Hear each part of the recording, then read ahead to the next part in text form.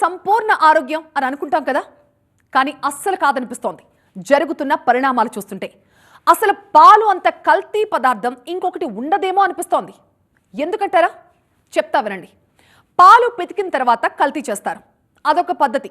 కానీ ఆవు గేదె పొదుగులోనే కల్తీ జరుగుతోంది, ఆక్సిటోసిన్ అనే ఇంజెక్షన్ ద్వారా.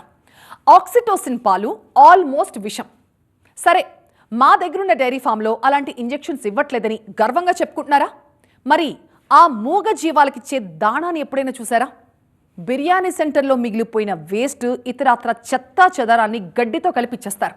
ఆ దాణాలో ఎంతటి దారుణమైన పదార్థం కలుపుతారో వింటే మీ గుండె జారిపోతుంది. మరి అవిచ్చే పాలని పాలంటారా? సరే, ఆక్సిటోసిన్ ఇంజెక్షన్ ఇవ్వకుండా వేస్ట్ మెటీరియల్ లాంటి దాణా వాడకుండానే పాలు వస్తున్నాయి అనుకుందాం. బయటకు వచ్చిన పాలల్లో ఏమీ కలవడం లేదన్న గ్యారంటీ ఉందా? యూరియా కలుపుతున్నారండి బాబు. ఇంకా చెప్పాలంటే శవాలు కుళ్ళిపోకుండా వాడే ఫార్మలిన్ అనే కెమికల్ కలుపుతున్నారు దుర్మార్గులు. యూరియా అసలే హై ప్రోటీన్. లిమిట్ దాటి శరీరంలోకి వెళ్తే ఫస్ట్ అటాక్ అయ్యేది కిడ్నీలే. ఫిల్టర్ సిస్టమ్ని ఉక్కిరి బిక్కిరి చేస్తుంది. బాడీలో ఆ ఫిల్టర్ ఆగిపోతే ఇక ఏ మందులు వాడినా, ఎలాంటి ఆపరేషన్లు చేసినా మనిషి బతకడు. అందులోనూ పిల్లలకి ఇలాంటి పాలిస్తే ఆ సెన్సిటివ్ కిడ్నీలు తట్టుకుంటాయా? అలాగని ఒక్కోసారి వెంటనే ఎఫెక్ట్ చూపించదు, కొద్ది కొద్దిగా ప్రాణం తీస్తుంది. మీరేమో చాలా బలవర్ధకమైన ఆహారం ఇస్తున్నాం అనుకుంటారు, పిల్లలేమో కుచించుకుపోతూ ఉంటారు. ఏదో ఒక రోజు చూడకోని స్థితిలో చూస్తారు. దీనంతటికీ కారణం ఆ కల్తీ పాలు. రాజమండ్రి కల్తీ పాల ఘటన ఒక ఉదాహరణ మాత్రమే. మరి మీ ఏరియాకు వచ్చే పాలు నిజంగా పాలేనా? టెస్ట్ చేసినా సరే కనుక్కోలేని స్థాయిలో కల్తీ పాలు ఎలా తయారు చేస్తారో తెలుసా? కంప్లీట్ డీటెయిల్స్ ఇవాల్టి బర్నింగ్ టాపిక్లో నేను మీకు చూపించబోతున్నాను.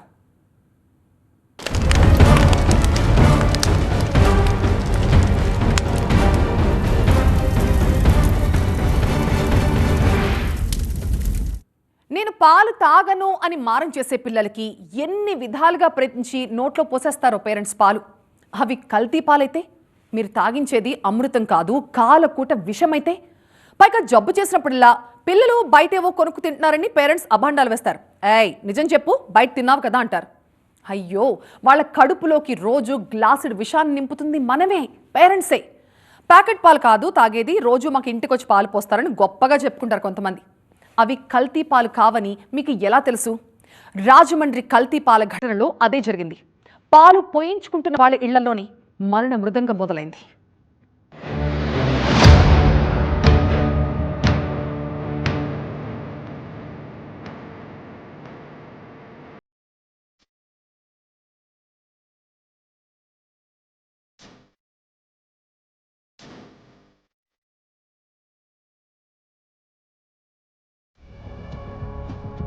యూరియా, ఫార్మలిన్, పామ్ ఆయిల్ ఇలాంటి చెత్తా చెదారం కలిపినా సరే ఆ పాలు తోడుకుంటాయా? పాలు కాస్తున్నప్పుడు విరిగిపోకుండా ఉంటాయా అసలు? ఈ డౌట్ వచ్చిందా ఎవరికైనా? విరిగిపోతే మీరు పసిగట్టేస్తారు కదా. అందుకే పాలు విరగకుండా ఒక కెమికల్ కలుపుతారు. మరి యూరియా కలిపిన పాలు ఎలా తోడుకుంటుంది? దానికి ఒక కెమికల్ కలుపుతారు. సో ఎక్కడా పాలు విరిగిపోవడం కానీ, పెరుగు తోడుకోకపోవడం కానీ ఉండదు. అలా జరిగితే కనిపెట్టేస్తారు కదా. ఎలాంటి తేడా కనిపించదు కాబట్టి అవి మంచి పాలు అనే భ్రమలో తాగేస్తున్నారు. ఆ పెరుగుతోనే కమ్మగా భోజనం చేసేస్తున్నారు. కానీ ఆ ఎఫెక్ట్ ఎలా ఉంటుందో తెలుసా? ఒకసారి రాజమండ్రిలో ఏం జరిగిందో చూడండి. శివరాత్రి ముందు నుంచి తేడా వస్తుందని ఇక్కడ వీధి జనాలు అంటున్నారు. ఎప్పుడు ఏ ప్రాబ్లం లేదు, ఒకసారి కిడ్నీ ప్రాబ్లం అవుతాను నాకు డౌట్. శివరాత్రి రోజున రోజులాగే పాలు పోశాడు వ్యాపారి. పైగా ఆ రోజు ఉపవాసం ఉంటారుగా, కాస్త ఎక్కువ పాలే తీసుకున్నారు.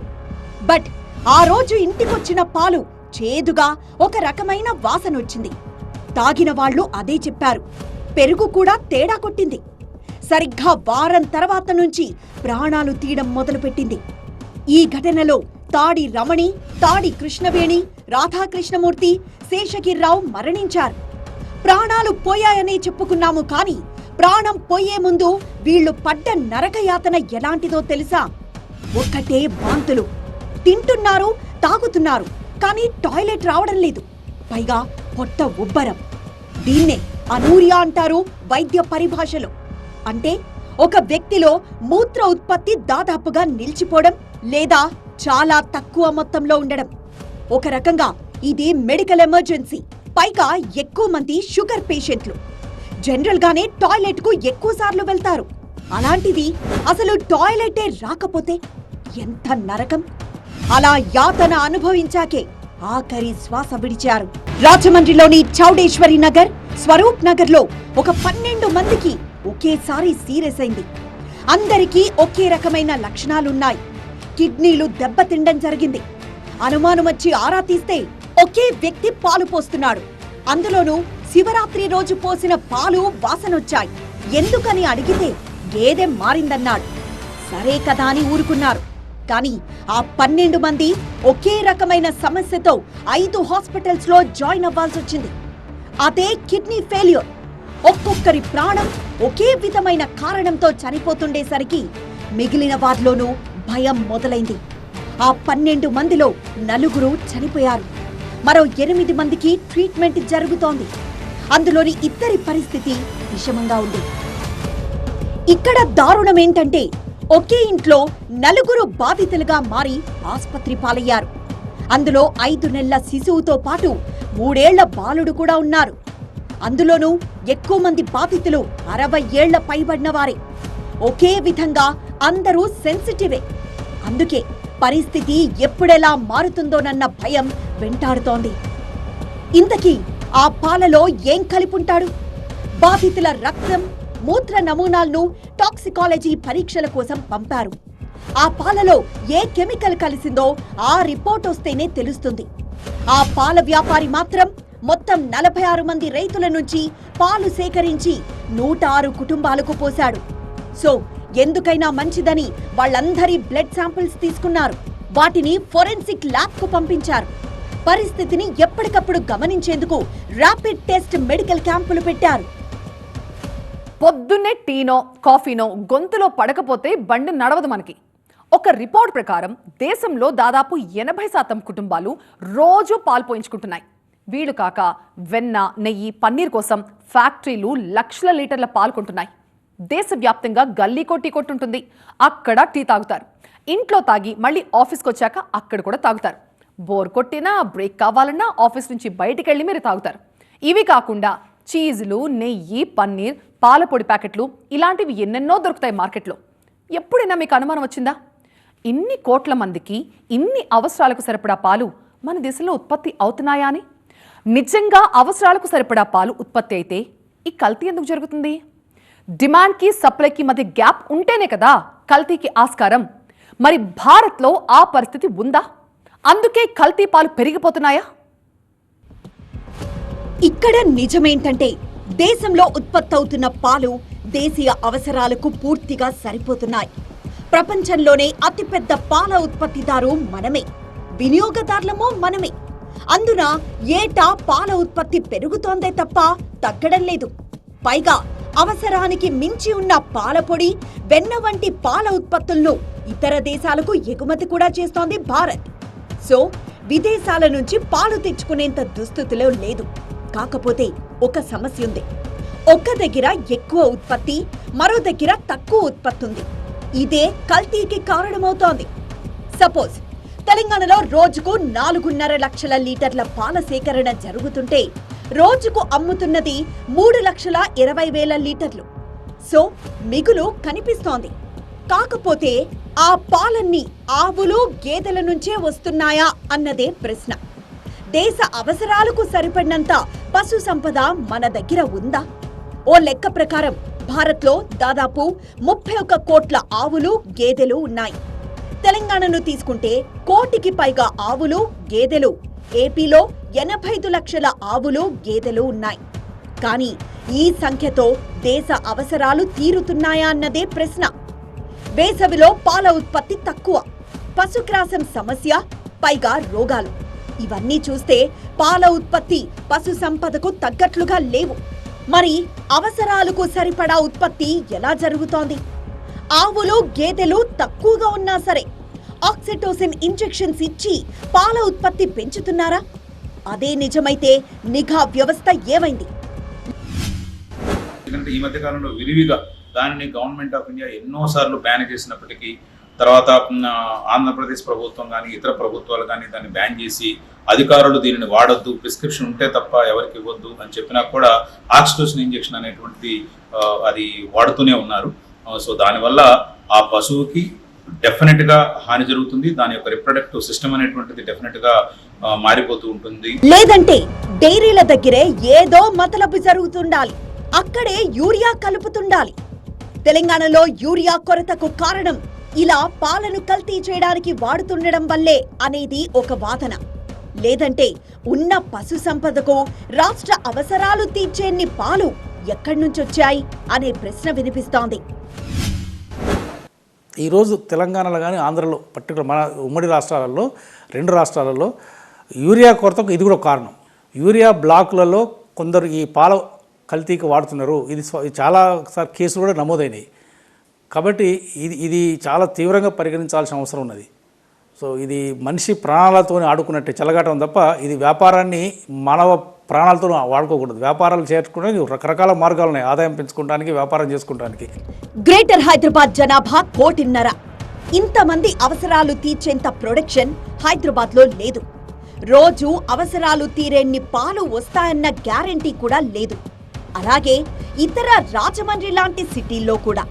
అలాంటప్పుడు పాలను కల్తీ చేస్తూ ఉంటారు, లేదా కల్తీ పాలతో వచ్చే లాభాలకు అలవాటు పడి ఉంటారు. బహుశా రాజమండ్రిలో జరిగింది కూడా ఇదే. పాలను కల్తీ చేయడం అంటే ఏంటో తెలుసా? అందులో నీళ్లు కలపడమే. సినిమాల్లో కామెడీగా చూసుంటాం అలాంటి సీన్లని. చాలా కాలం వరకు కల్తీ అంటే అదే. కానీ ఇప్పుడు లీటర్ పాలు తీసుకొని దాన్ని 2 లీటర్ల పాలుగా మారుస్తున్నాడు. నీళ్లు పోయకుండానే, అసలు పాలు లేకుండానే పాలు సృష్టిస్తున్నాడు. ఇందాక చెప్పుకున్నట్లు దేశంలో పాల ఉత్పత్తికి కొరత లేదు. కానీ ఒక ప్రాంతంలో ఎక్కువ, మరో ప్రాంతంలో తక్కువ పాల ఉత్పత్తి జరుగుతోంది. సో పాలు ఎక్కువగా అవసరమున్న చోట కల్తీకి ఆస్కారం ఏర్పడుతోంది. పైగా లాభాల రుచి మరిగిన దుర్మార్గులు కల్తీ పాల మాఫియాను సృష్టించారు. ఈ మధ్య food safety and standards authority of India FSSAI దేశవ్యాప్తంగా తనిఖీలు చేసింది. 33,405 శాంపిల్స్ తీసి టెస్ట్ చేస్తే అందులో 12,780 శాంపిల్స్ లో స్టాండర్డ్సే లేవని తేలింది. అంటే దేశవ్యాప్తంగా ఏ రేంజ్ లో కల్తీ పాలు అమ్ముతున్నారో అర్థం చేసుకోవచ్చు. ఒక బజార్ నుంచి మనం ఎటువంటి పశువులు లేని బజార్ నుంచి పాల క్యాన్లు రోజు వెళ్తున్నాయంటే ఆ బజార్లో నివసించే ప్రజలు కూడా ఇక్కడెక్కడా పశువులు లేవు కదా, మరి రోజు పాల క్యాన్లు ఈ ట్రాక్టర్లో కానీ లేకపోతే ఈ వ్యాన్లో కానీ వెళ్తున్నాయని ఒక చిన్న సామాజిక స్పృహతోటి, అంటే ఎవరో అక్కడ కల్తీ పాలను తయారు చేసి వాటిని క్యాన్లలో నింపి పంపుతున్నారనే కదా. సరే, ఇంతకీ ఈ పాలను ఎలా కల్తీ చేస్తున్నారు? 1 లీటర్ పాలను 2 లీటర్ల పాలుగా చేయడం నుంచి మొదలవుతుంది. ఆ పాలు పల్చగా ఉండకుండా చిక్కగా కనిపించేందుకు యూరియా, స్టార్చ్ అంటే గంజి పొడి, చక్కెర, గ్లూకోజ్ కలుపుతారు. పైగా సహజమైన చిక్కదనంతో కనిపించేలా చేయడానికి అందులో నైట్రోజన్ శాతాన్ని పెంచడానికి యూరియాను కలుపుతారు. యూరియానే ఎందుకు అంటే పాల పరీక్షా కేంద్రాల్లో పాస్ అవ్వడానికి. ఇక పాలకు సహజమైన తీపి రుచినిచ్చే లాక్టోస్ కు బదులుగా చౌకగా లభించే చక్కెర లేదా గ్లూకోజ్ పొడిని కలుపుతారు. పాలలో ప్రోటీన్ కాంటెంట్ ఎక్కువగా చూపించడానికి, ఎక్కువ రోజులు నిల్వ ఉండడానికి కూడా యూరియానే కలుపుతారు. సాధారణంగా పాలలో సహజంగానే స్వల్ప పరిమాణంలో యూరియా ఉంటుంది. లీటర్కు 70 మిల్లీగ్రాముల వరకు అనుమతి ఉంటుంది.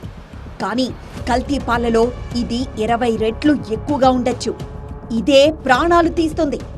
ఇక కల్తీ పాలు త్వరగా విరిగిపోకుండా ఉండడానికి ఫార్మలిన్ వాడతారు. ఈ కెమికల్ను శవాలు కుళ్ళిపోకుండా వాడతారు. దీనికి తోడు బోరిక్ యాసిడ్, హైడ్రోజన్ పెరాక్సైడ్ వంటి ప్రమాదకర రసాయనాలను ఉపయోగిస్తున్నారు. పాలు విరిగిపోకుండా pH స్థాయిని బ్యాలెన్స్ చేయడానికి కాస్టిక్ సోడాని కూడా కలుపుతారు. పాలు తాగితేనే శక్తి వస్తుంది, బాగా చదువుకోవచ్చు అని తల్లి ప్రేమగా బుజ్జగించి మరీ గ్లాసుడు పాలు తాగిస్తుంది పిల్లలతో. కానీ తల్లికి తెలీదు తన బిడ్డకి అమృతం అనుకుని ఒక తెల్లటి విషాన్ని తాగిస్తోందని. సింథటిక్ మిల్క్ మాఫియా కారణంగా ఎలాంటి ఆరోగ్య సమస్యలు కొని తెచ్చుకుంటున్నారో తెలుసా మీరు? కొన్ని జబ్బులు మీకు వస్తున్నాయంటే కారణం ఆ కల్తీ పాల వల్లే. అసలు కల్తీ పాలతో ఎలాంటి రోగాలు వస్తాయి ఇప్పుడు చూడండి. తెల్లనివన్నీ పాలు కాదని ఎందుకన్నారో గాని అక్షరాల నిజం. కల్తీ పాలలో వాడే డిటర్జెంట్లు, యూరియా వంటివి కడుపులో మంట, వికారం, వాంతులు, ఫుడ్ పాయిజనింగ్ కు దారితీస్తాయి. యూరియా ఉన్న పాలు చాలా కాలం పాటు తాగడం వల్ల కిడ్నీ సంబంధిత వ్యాధులు, జీర్ణకోశ సమస్యలు వస్తాయి. అంతేకాదు శరీర కణజాలాలను దెబ్బతీసే ప్రమాదం కూడా ఉంది. కానీ ఇదంతా కల్తీ పాల వల్ల వచ్చిందని మనకు తెలియదంతే. ఇక ఈ పాలలో కలిపే formalin, boric acid chemicals liver, కిడ్నీల పనితీరును తీవ్రంగా దెబ్బతీస్తాయి. నిరంతరం కల్తీ పాలు తాగితే గుండె సంబంధిత సమస్యలు, క్యాన్సర్, దృష్టిలోపాలు వచ్చే ప్రమాదం ఉంది. ఈ కల్తీ పాలు పిల్లల్లో ఎదుగుదల లోపాలు, హార్మోన్ల అసమతుల్యతకు కారణమవుతాయి. పండుగలు, శుభకార్యాల సమయంలో అయితే పాల వినియోగం మరీ విపరీతం. డిమాండ్కు తగ్గట్టుగా సరఫరా చేయడానికి అలాంటి సమయంలో ఈ విషపూరిత పాలు మార్కెట్లోకొస్తాయి. రాజమండ్రి ఘటన జరిగింది కూడా శివరాత్రి రోజే. సో అనుమానించాల్సిందే. తెల్లవారుజామున ఇంటి ముందర పడే పాల ప్యాకెట్ మన ఆరోగ్యానికి పునాది అని నమ్ముతాం. కానీ ఆ తెల్లటి పాల వెనుక నల్లటి నిజాలు దాగున్నాయి. సో తస్మాత్ జాగ్రత్త. ఇది వాళ్ళ బర్నింగ్ టాపిక్. చూస్తూనే ఉండండి TV9.